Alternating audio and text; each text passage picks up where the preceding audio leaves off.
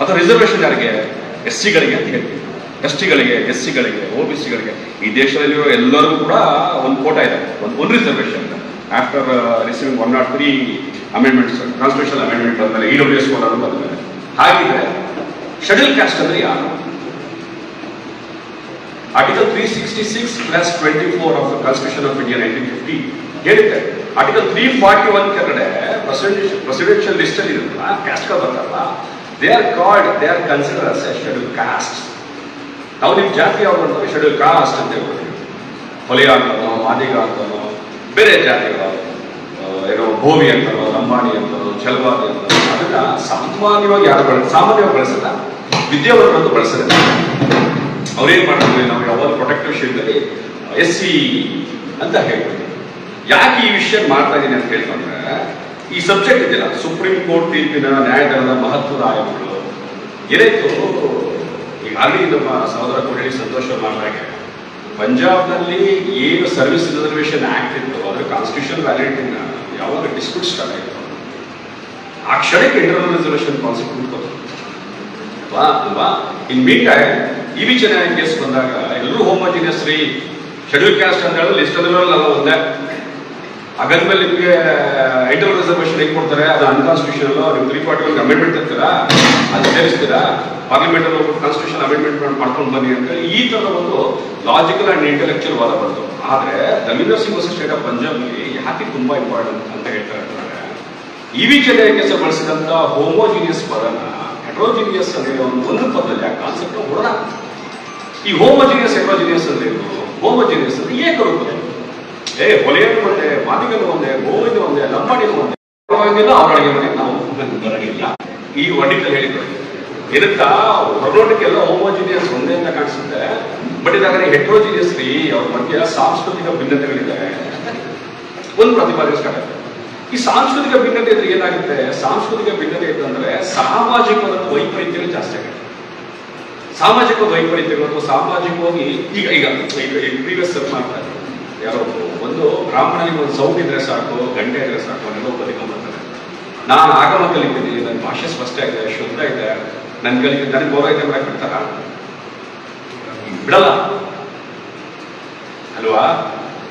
ಸಾಮಾಜಿಕವಾದಂತ ವೈಪರೀತ್ಯಗಳು ಅಥವಾ ಸಾಮಾಜಿಕವಾದ ಮೇಲುಕೀಳು ಭಾವನೆಗಳಿಗೆಲ್ಲ ಅದು ಆರ್ಥಿಕವಾಗೂ ಮತ್ತು ಬೇರೆ ಆಯಾಮಗಳಲ್ಲೂ ಅದು ಪರಿಣಾಮ ಬರುತ್ತೆ. ಅದನ್ನ ಮಾನ್ಯ ಸರ್ವೋಚ್ಚ ನ್ಯಾಯಾಲಯ ತುಂಬಾ ಸೂಕ್ಷ್ಮ ಗ್ರಹಿಸಿ ಹೌದು, caste is A caste, but class is different, ಎಲ್ಲ ಕ್ಲಾಸಸ್ ಡಿಫ್ರೆಂಟ್ ಇದೆ, ಹೆಟ್ರೋಜಿನಿಯಸ್ ಇದೆ ಅಂತ ಹೇಳಿದೆ. ಈಗ ಹೆಟ್ರೋಜಿನಿಯಸ್ ಅಂತ ಹೇಳಿದ್ರೆ ನಾನು ಮತ್ತೆ ಹೇಳಿದೆ, ರಿಸರ್ವೇಷನ್ ಅಂದ್ರೆ ಪ್ರಯಾರಿಟಿ. ದಯವಿಟ್ಟು ನಮ್ಮ ರಿಸರ್ವೇಷನ್ ಅಂದ್ರೆ ಏನು ಗೊತ್ತಾ, ನಮ್ಮ ಆನ್ಸೆಸ್ಟರ್ ಪ್ರಾಪರ್ಟಿ, ನನಗೆ ನಮ್ಮ ಅಪ್ಪ 4 ಎಕರೆ ಕೊಟ್ಟಿದ್ರು, ನೆಕ್ಸ್ಟ್ ಅದಕ್ಕೆ 8 ಎಕರೆ ಆಗಬೇಕು, 9 ಎಕರೆ, ಈ ಕಾನ್ಸೆಪ್ಟ್ ಅಲ್ಲ. ಕರ್ಣನಿಗೆ ಆ ಕಾಲಕ್ಕೆ ವಿದ್ಯೆ ಕಲಿಯೋಗಿರ್ಲಿಲ್ಲ. ಬಾಬಾ ಸಾಹೇಬ್ ಸ್ಕೂಲ್ ಒಳಗೆ ಹೋಗಿ ಪ್ರವೇಶ ಮಾಡಿ ವಿದ್ಯೆ ಕಲಿಯೋ ಪರಿಸ್ಥಿತಿ ಇರಲಿಲ್ಲ, ಯಾಕಂದ್ರೆ ಅವತ್ತು ರಿಸರ್ವೇಷನ್ ಇರಲಿಲ್ಲ. ಇವತ್ತು ನನ್ನ ರಿಸರ್ವೇಷನ್ ಇದೆ, ನಾನು ಹೋಗ್ಬಿಟ್ಟು ನಾನು ಎಲ್ಲಾ ಕಮ್ಯುನಿಟಿ ಅಥವಾ ಎಲ್ಲ ಕಮ್ಯುನಿಟಿ ಅಥವಾ ಬೇರೆ ಎಲ್ಲ ರಿಲಿಜನ್ ಜೊತೆಗೆ ಈಕ್ವಲ್ ಆಗಿ ಕೂತ್ಕೊಂಡು ಒಂದೇ ಡೆಸ್ಕಲ್ಲಿ ಕೂತ್ಕೊಂಡು ಒಂದೇ ಬ್ಲಾಕ್ ಬೋರ್ಡ್ ಪಾಠ ಕಲ್ತ್ಕೊಂಡು ಬರ್ತಾರೆ. ಇದು ರಿಸರ್ವೇಷನ್. ನನಗೆ ಸಿಕ್ತಪ್ಪ ಸ್ಕಾಲರ್ಶಿಪ್ ಸಿಕ್ತು, ನನಗೆ ಸಿಕ್ತಪ್ಪ ನಾನು ಬಿಲೋ ಪಾವರ್ಟಿ ಲೈನ್ ಇದ್ದೆ, ನಮ್ಮಪ್ಪ ಕೂಲಿ ಮಾಡ್ತಾ ಇದ್ರು, ನನ್ನ ಮಗನಿಗೂ ಹಾಗೆ ಕೊಡಬೇಕು ಅಂತಂದ್ರೆ ನಾವು ರಿಸರ್ವೇಷನ್ ಫಲ ತಗೊಂಡು ಏನು ಪ್ರಯೋಜನ ಅಲ್ವಾ. ಅಲ್ಲಿಗೆ ರಿಸರ್ವೇಷನ್ ಅಂದ್ರೆ ಪ್ರಯಾರಿಟಿ ಅಂತ ಅಲ್ವಾ. ಹಾಗೆ ಇಂಟರ್ನಲ್ ರಿಸರ್ವೇಷನ್ ಅಂದ್ರೆ ಪ್ಯಾರಿಟಿ. ಏನ್ ಪ್ಯಾರಿಟಿ? ಈಗ 1950 ನಾವು ಕಾನ್ಸ್ಟಿಟ್ಯೂಷನ್ ಸಿಕ್ತು, ಆಯ್ತು, 2025 ಇವತ್ತು ನೀವು ರಸ್ತೆಗಳಲ್ಲಿ ಅಥವಾ ಈ ಹಳ್ಳಿಗಳಲ್ಲಿ ಅಥವಾ ನಿಮ್ಮೂರ ಕಡೆಗೆಲ್ಲ ಬಂದು ನೋಡ್ತಲ್ಲ, ಈ ಹಕ್ಕಿ ಪಿಕ್ಕಿಯವರು, ಈ ದೊಂಬರು, ನಮ್ಮ ಕಡೆ ದೊಂಬರು, ಇವ್ರು ಯಾಕಿದ್ದಾರೆ? ಇವರಲ್ಲ ಯಾಕಿದ್ದಾರೆ ಅಲ್ವಾ? ರೆಪ್ರೆಸೆಂಟೇಷನ್ಸ್ ಇಲ್ಲ, ಪ್ಯಾರಿಟಿ ಕೊಟ್ಟಿಲ್ಲ ಅವ್ರಿಗೆ.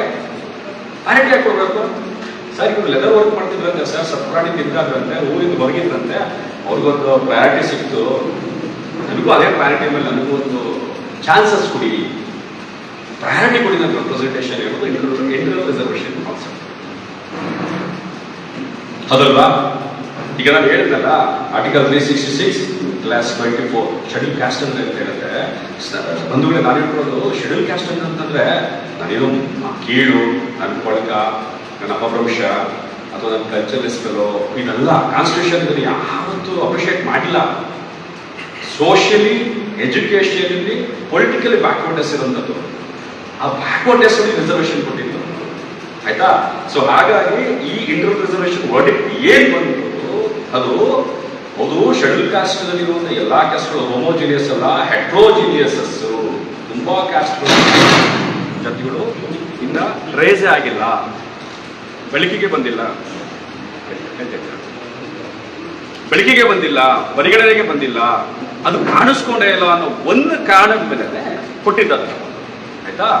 ಇದು ಒಂದು. ಎರಡನೇದು ಒಳ ಮೀಸಲಾತಿಯ ಸಾಮಾಜಿಕ ನ್ಯಾಯದ ಪರಿಕಲ್ಪನೆ. ನನ್ನ ಮೊದಲನೇ ಟಾಪಿಕ್, ಫಸ್ಟ್ ಲೈನ್.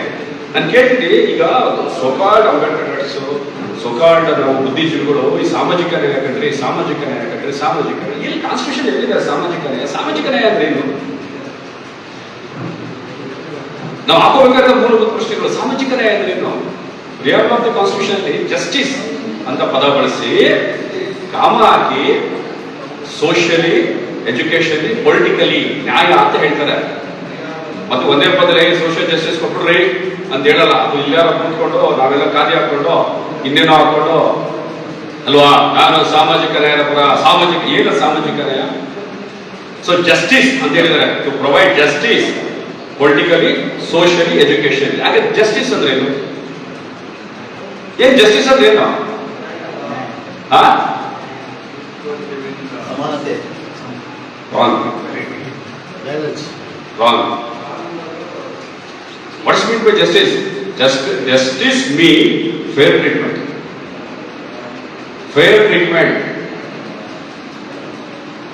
ಅದು ಅಗತ್ಯ ಇದೆಯಾ? ಫೇರ್ ಟ್ರೀಟ್ಮೆಂಟ್ ಬೇಕಾ?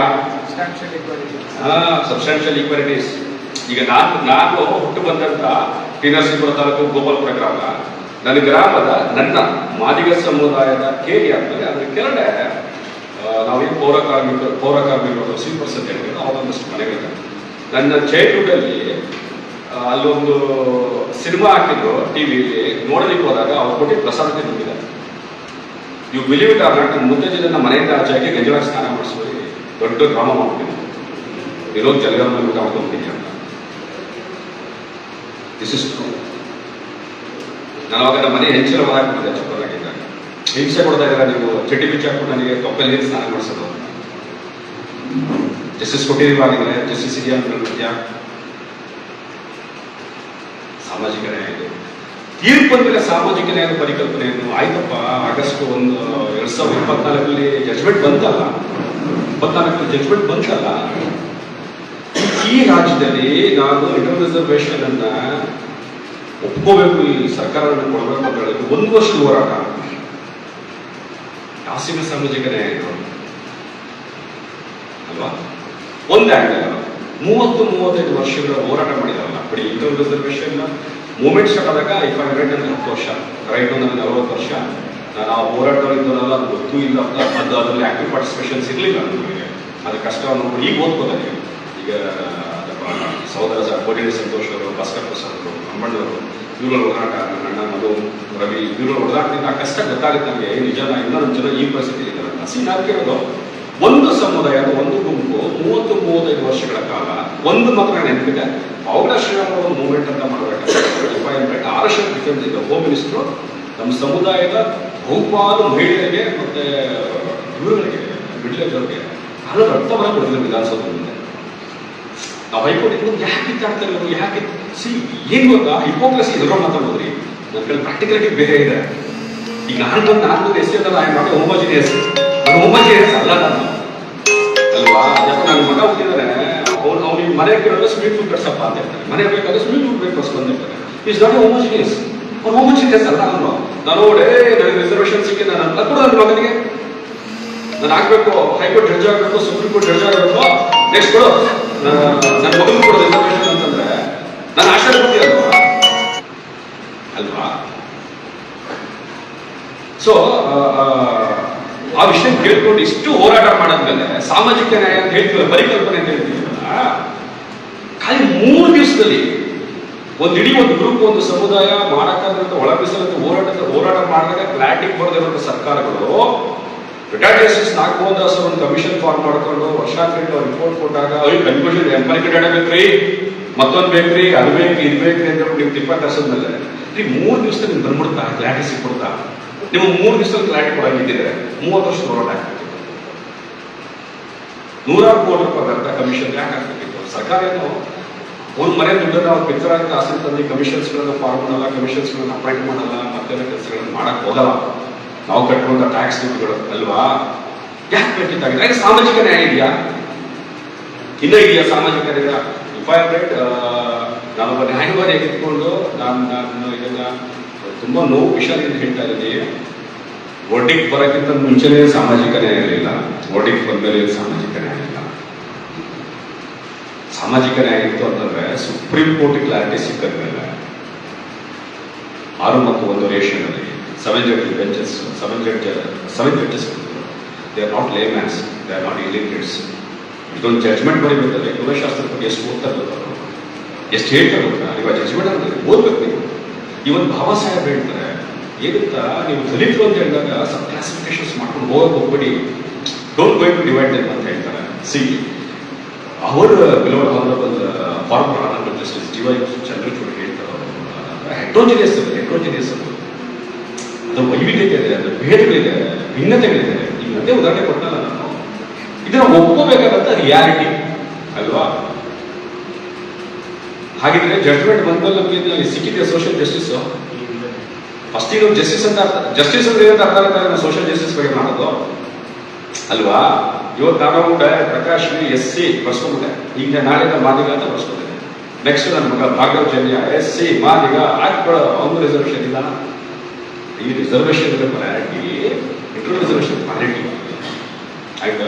ಮೂರವಾಗ ಲಾಯರ್ ಆಗಿ ಕೆಲವೊಂದು ವಿಷಯ ಕ್ಯಾಲ್ಕುಲೇಟ್ ಮಾಡ್ಕೊತೀನಿ. ನಮ್ಮ ಬ್ರದರ್ ಒಬ್ಬರು ಹೇಳಿದ್ರು ಏನಂತ, creamy layer see every judgement have 2 parts. One is ratio decidendi and obiter ಇನ್ಕಮ್. ರೇಷಿಯೋ ಡಿಸಿಡೆಂಟಿ ಅಂತಾರೆ, ದಟ್ ಇಸ್ ರೂಲ್. ನಮ್ಮಲ್ಲಿ ರಿಪೋರ್ಟಬಲ್ ಜಡ್ಜ್ಮೆಂಟ್ ಅಂತ ಹೇಳ್ತಾರೆ. ಇತ್ತೀಚೆಗೆ ಯೂಟ್ಯೂಬ್ಗಳಲ್ಲಿ ಮತ್ತೊಂದು ಕಡೆ Facebook landmark judgement, reportable, what is that? See ನಿಮಗೊಂದು ಕಾನೂನು ಸ್ಪಷ್ಟವಾಗಿ ವ್ಯಾಖ್ಯಾನಿಸಕ್ಕಾಗಿರುವಂತ ವಿಷಯಗಳನ್ನ ಅಥವಾ ಗೊಂದಲಗಳಿದ್ದಾಗ ಹೈಕೋರ್ಟ್ ಅಥವಾ ಸುಪ್ರೀಂ ಕೋರ್ಟಿನ ಸಾಂವಿಧಾನಿಕ ಪೀಠಗಳು ಅದನ್ನ ಆ ಕಗ್ಗಂಟನ್ನು ಬಿಡಿಸಿದಾಗ that's considered as a reportable judgements. That is the land of law. ಆಯ್ತಾ? Present position of law. ಇವತ್ತಿಗೆ ನೀವು ರಿಸರ್ವೇಶನ್ ಅಂತ ಇಂಟರ್ ರಿಸರ್ವೇಶನ್ ಕಾನ್ಸ್ಟಿಟ್ಯೂಷನ್ ವ್ಯಾಲಿಡ್ ಆದ್ರೆ it's valid because we have the judgement, we receive the judgement ಅಲ್ವಾ? ಅದು ಹಾಗಾದ್ರೆ creamy layer ಬಂದ್ರಲ್ಲ, creamy layer ಇಷ್ಟೇ. ನಾನು ಖಂಡಿತ ಸ್ಕಾಲರ್ಶಿಪ್ ಓದ್ಬೋದು. ನಾನು first generation graduate, first generation advocate. ನನಗೆ ನಾನು ರಿಸರ್ವೇಶನ್ ಎಲ್ಲ ಫೆಸಿಲಿಟೀಸ್ ತಗೊಂಡಿದ್ದೀನಿ. At the same time to be honest ನಾನು ವಾರಂಟಿ ಹೋಗಿ ಅವನ್ನ ಯಾರು ಕ್ಲೈಮ್ ಮಾಡ್ತಾರೆ, ನಾನು ಮಾಡೋದು ಇಲ್ಲ.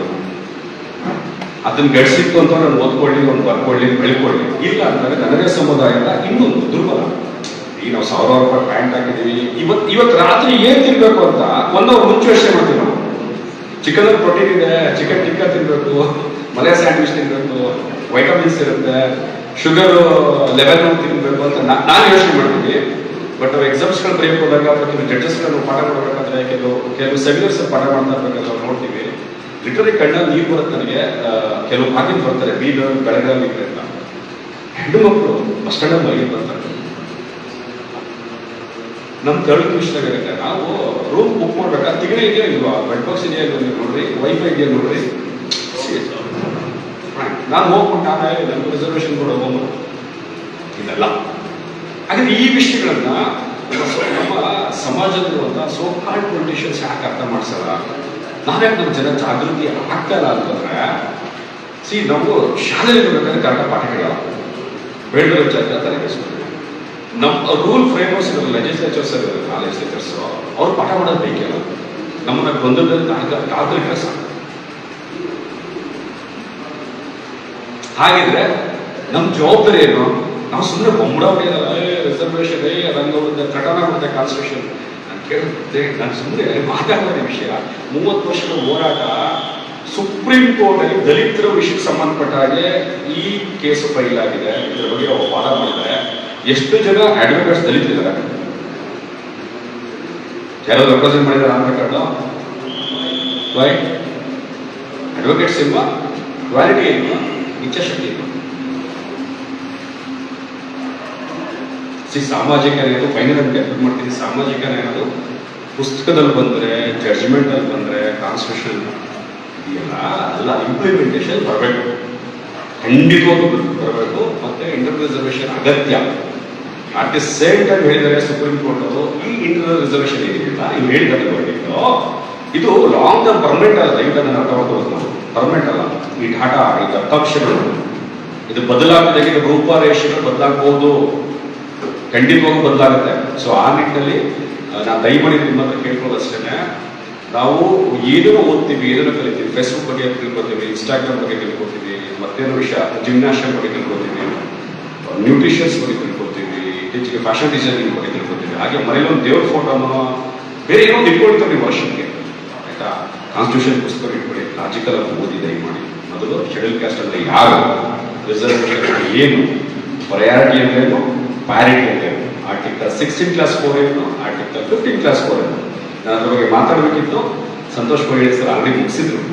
ಸೊ ಹಾಗಾಗಿ ನಾನು ಅದನ್ನು ಟಚ್ ಮಾಡೋಕ್ಕಾಗಲ್ಲ. ಸೊ ಹಾಗೆ ನನಗೆ ಈ ಅವಕಾಶ ಮಾಡಿಕೊಟ್ಟಂಥ ಮಾದಿಗ ಪ್ರೊಫೆಸರ್ಸ್ ಫೋರಮ್ಸ್ ಮತ್ತು ಮಾನವ ಬಂಧುತ್ವ ವೇದಿಕೆ ಹಾಗೂ ಮಾದಿಗ ವಿದ್ಯಾರ್ಥಿ ಒಕ್ಕೂಟ, ಈ ಮೂರಕ್ಕೂ ನನ್ನ ಥ್ಯಾಂಕ್ಸ್ ಹೇಳ್ತಾ, ಬಹುಮುಖ್ಯವಾಗಿ ನನಗೆ ದಾವಣಗೆರೆ ನಾನು ಫಸ್ಟ್ ಟೈಮ್ ನೋಡ್ತಾ ಇರೋದು, ಇದಕ್ಕೆ ಕಾರಣಕ್ಕಂತ ಕೋರಿಯರಿಗೆ ಸಂತೋಷ ನಾನು ಥ್ಯಾಂಕ್ಸ್ ಹೇಳ್ತೀನಿ.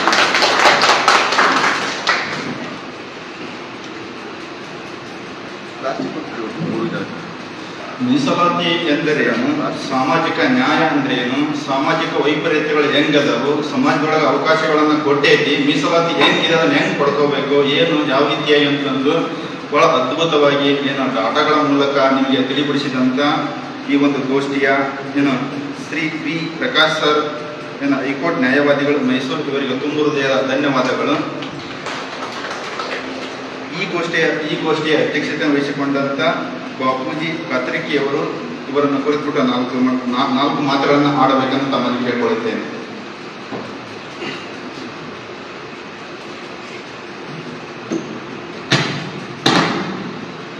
ವೇದಿಕೆ ಮೇಲೆ ಆಸೀನರಾದಂತಹ ಇವತ್ತು ಈ ಒಂದು ಲಾಸ್ಟ್ ಕೊನೆಯ 2 ಸೆಷನ್ಸ್ ಈಗ ಮಾತನಾಡಿದಂತಹ ಒಳ ಮೀಸಲಾತಿಯ ಸಾಮಾಜಿಕ ನ್ಯಾಯ, ಅದರ ಒಂದು ಪರಿಕಲ್ಪನೆ ಹಾಗೂ ಸುಪ್ರೀಂ ಕೋರ್ಟ್ನ ತೀರ್ಪಿನ ಆ ನ್ಯಾಯದ ತತ್ವದ ಮಹತ್ವವನ್ನು ಈಗ ಚರ್ಚಿಸಿದಂತಹ ಉಪನ್ಯಾಸಕರಾದಂತಹ ಶ್ರೀ ವಿ ಪ್ರಕಾಶ್ ಅವರೇ ಹಾಗೂ ಶ್ರೀ ಗುಡ್ಡಾಪಯ್ಯಮ್ಮ ಅವರೇ, ಇದು ನನಗೆ ಅಧ್ಯಕ್ಷತೆ ಬಯಸದೆ ಬಂದ ಭಾಗ್ಯ. ಸಡನ್ ಆಗಿ ಸರ್ ಬಂದು ಹೆಸರು ಬರ್ಕೊಂಡ್ರು. ಸೊ ನಾನು ಒಬ್ಬ ವೀಕ್ಷಕನಾಗಿದ್ದೆ. ಯಾಕಂದ್ರೆ ಲಾಸ್ಟ್ ಟೈಮ್ ಬೆಂಗಳೂರಿನಲ್ಲಿ ಕಾಲ್ ಮಾಡಿದಾಗ ಯಾವುದೋ ನಮ್ಮ ಒಂದು ಕಾಲೇಜಿನ ಕೆಲಸದ ನಿಮಿತ್ತ ಮತ್ತು ಅನಿವಾರ್ಯದಿಂದಾಗಿ ಸರ್ ರೆಸ್ಪಾನ್ಸ್ ಮಾಡ್ಲಿಕ್ಕಾಗಿಲ್ಲ. ಒಂದು ನಾನು ಹೇಳಿದೆ, ಸರ್ ತಾವೆಲ್ಲ ಹಿರಿಯರಿದ್ರಿ, ನೀವು ಏನು ಡೈರೆಕ್ಷನ್ ಕೊಡ್ತೀರಿ, ನನಗೆ ಸಾಧ್ಯತೆ ನನ್ನ ಮಿತಿ ಬಂದ್ರೆ ನಾನು ಇದು ಮಾಡ್ತೇನೆ ಅವ್ರಿಗೆ ಹೇಳಿದ್ದೆ. ಆದ್ರೆ ಈ ಸಲ ನಿನ್ನೆ ಒಂದು ಮೀಟಿಂಗ್ ಇದ್ದು ಮತ್ತೆ ಮುಗಿಸ್ಕೊಂಡು ಸರ್ ಹೇಳಿ ನಿನ್ನೆ ರಾತ್ರಿ ಮೆಸೇಜ್ ಹಾಕಿದ್ದೆ, ಸರ್ ಬರ್ತಾ ಇದ್ದೀನಿ ಅಂತ ಹೇಳಿ. ಸೊ ನಮ್ಮ ದೃಷ್ಟಿಯಲ್ಲಿ ಸೊ ಏನೋ ಒಂದು ರೀತಿಯಿಂದ ಪ್ರಾಧ್ಯಾಪಕರು ಏನೋ ಒಂದು ಉಪನ್ಯಾಸ ಒಂದು ಸಮಾವೇಶ ಮಾಡ್ತಾರೆ ಅಂದ್ಕೊಂಡಿದ್ದೆ. ಆದರೆ ಇಲ್ಲಿ ಬಂದ ಮೇಲೆ ಮೊನ್ನೆ ಮೀಟಿಂಗ್ನಲ್ಲಿ ಏನೋ ಒಂದು ಆನ್ಲೈನ್ ಮೀಟಿಂಗ್ನಲ್ಲಿ ಚರ್ಚಿಸಿದಂತೆ ಪ್ರಾಜ್ಞರು ಏನೆಲ್ಲ ಹೇಳಿದ್ರಲ್ಲ, ಬೇರೆ ಬೇರೆ ವಿಭಾಗದ ಬೇರೆ ಪ್ರಾಧ್ಯಾಪಕರು ಇರ್ಬೋದು, ಆಮೇಲೆ IAS ಆಫೀಸರ್ ಇರ್ಬೋದು, IAS ಆಫೀಸರ್ ಅವ್ರನ್ನ ಏನು ಚರ್ಚೆ ಮಾಡಿಲ್ಲ, ಎಷ್ಟೊಂದು ಜವಾಬ್ದಾರಿಗಳದಾವ.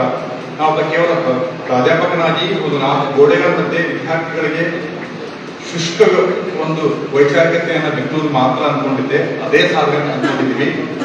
ಆದರೆ ನಮ್ಮಂತಹ ಈ ತಳ ಸಮುದಾಯದ ಏನೆಲ್ಲ ವ್ಯಕ್ತಿಗಳಿಗೆ, ಅದರಲ್ಲಿ ವಿಶೇಷವಾಗಿ ಶಿಕ್ಷಣವಂತ ಆದಂಥವ್ರಿಗೆ ಏನೆಲ್ಲ ಹೆಚ್ಚಿನ ಜವಾಬ್ದಾರಿಗಳಿರ್ತಾವ ಅನ್ನೋದನ್ನ ನನಗೆ ಮೊಟ್ಟ ಮೊದಲನೇ ಬಾರಿಗೆ ಮನವರಿಕೆ ಆಗಿದ್ದು ಈ ಒಂದು ವೇದಿಕೆ ಮೂಲಕ.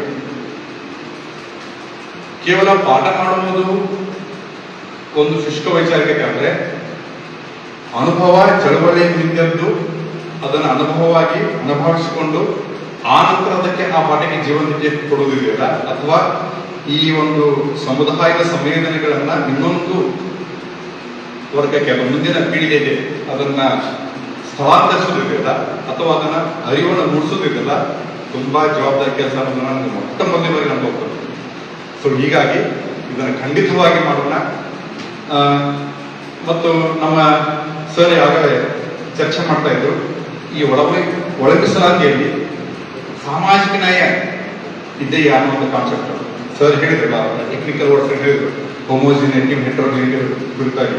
ಯಾಕಂದ್ರೆ ಒಂದು ಕೋರ್ಟ್ ನ್ಯಾಯ ತೀರ್ಪು ಕೊಟ್ಟ ತಕ್ಷಣ ಅದು ನಾವು ಸೋಷಿಯಲ್ ಜಸ್ಟಿಸ್ ಕೊಟ್ಟಂತೆ ಅಲ್ಲ, ಬದಲಾಗಿ ನಾವು ಗ್ರಾಸ್ರೂಟ್ನಲ್ಲಿ ನಮ್ಮ ಎಲ್ಲ ಸಮುದಾಯದ ಮಹಿಳೆಯರು ಮಕ್ಕಳಲ್ಲಿ ನಾವು ಈ ಸಾಮಾಜಿಕ ನ್ಯಾಯದ ಪರಿಕಲ್ಪನೆಯನ್ನು ಬಿತ್ತುವುದ್ರ ಜೊತೆಗೆ ತಮ್ಮ ನೋವುಗಳಿಗೂ ಒಂದು ಪರಿಹಾರ, ವೇದನೆಗೂ ಒಂದು ಸಂವೇದನೆ ಇದೆ ಅನ್ನೋದನ್ನ ನಾವು ಅದನ್ನ ಅರ್ಥೈಸಿಕೊಳ್ಳದೆ ಹೋಗಿ ಅಂದ್ರೆ ನಾವು ಪ್ರಾಧ್ಯಾಪಕರಾಗಿ ಬಂದು ದೊಡ್ಡ ಮೋಸ ಮಾಡಿದಂತೆ.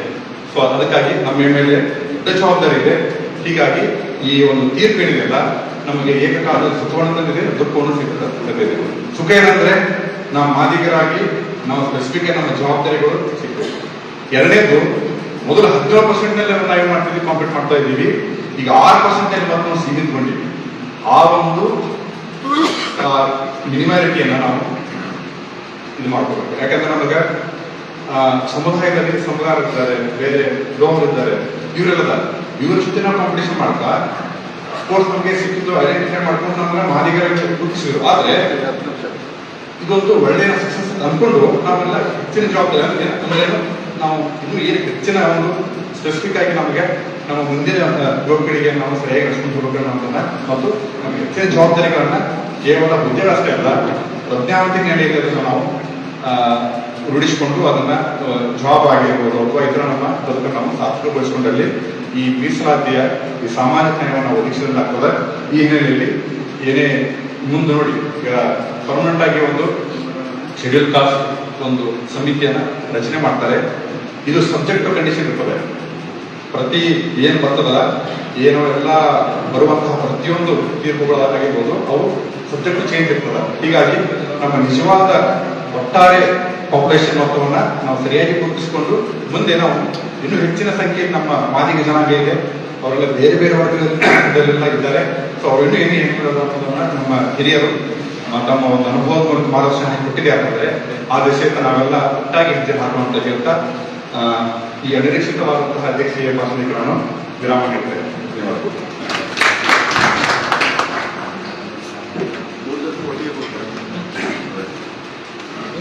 ಈ ಅವಕಾಶ ನನಗೆ ದೇಶದ ಬಂದ ಭಾಗ್ಯ ಅಂತ ಪ್ರಾಧ್ಯಾಪಕರಾಗಿ ಬರೀ ಸೇವೆ ಸಲ್ಲಿಸುವುದು ಅಷ್ಟೇ ಅಲ್ಲ, ಒಬ್ಬ ಮಾದಿಗ ಸಮಾಜದ ಸೇವೆಯನ್ನು ಮಾಡಬೇಕು. ಅದರ ಜೊತೆಗೆ ಈ ಒಂದು 6% ರಿಸರ್ವೇಶನ್ ಸಿಕ್ಕಿದೆ, ಅದನ್ನು ಯಾವ ರೀತಿಯಾಗಿ ಉಪಯೋಗ ಪಡ್ಕೊಂಡು ನಾವು ಉನ್ನತವಾದಂಥ ಹುದ್ದೆಗಳನ್ನು ಪಡ್ಕೋಬೇಕಂತಂದು ಹೇಳಿದಂಥ ಈ ಒಂದು 8ನೇ ಗೋಷ್ಠಿಯ ಅಧ್ಯಕ್ಷತೆಯನ್ನು ವಹಿಸಿಕೊಂಡಂತ ಈ ಬಾಪೂಜಿ ಕಾತ್ರಿಕಿಸ್ರಿ ಅವರಿಗೆ ತುಂಬ ಹೃದಯದ ಧನ್ಯವಾದಗಳು. ಈ ವೇದಿಕೆ ಮೇಲೆ ಆಸೀನರಾಗಿ ಈ ಒಂದು ಕಾರ್ಯಕ್ರಮವನ್ನು ಯಶಸ್ವಿಯಾಗಿ ಮಾಡಿಕೊಟ್ಟಂತ ಈ ವಿಷಯದ ಉಪನ್ಯಾಸಕರಾದಂಥ ಶ್ರೀ ವಿ ಪ್ರಕಾಶ್ ಸರ್ ಅವರಿಗೆ ತುಂಬ ಹೃದಯದ ವಂದನೆಗಳು, ಅಭಿನಂದನೆಗಳು. ಈ ಗೋಷ್ಠಿಯ ಅಧ್ಯಕ್ಷತೆಯನ್ನು ವಹಿಸಿಕೊಂಡಂತ ಬಾಪೂಜಿ ಕಾತ್ರಿಕೆ ಅವರಿಗೆ ತುಂಬ ಹೃದಯ ಧನ್ಯವಾದಗಳನ್ನು ಹೇಳುತ್ತಾ ಈ ಒಂದು ಕಾರ್ಯಕ್ರಮವನ್ನು ಮುಗಿಸುತ್ತೇನೆ. ಜೈ ಹಿಂದ್, ಜೈ ಕರ್ನಾಟಕ, ಜೈ ಮಾದಿಗ.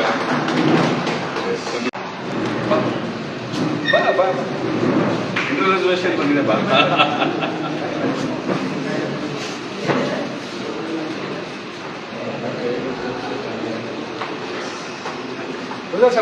ಊಟದಲ್ಲಿ ಫೋನ್ ಮಾಡ್ತಾ ಇದ್ದಾರೆ.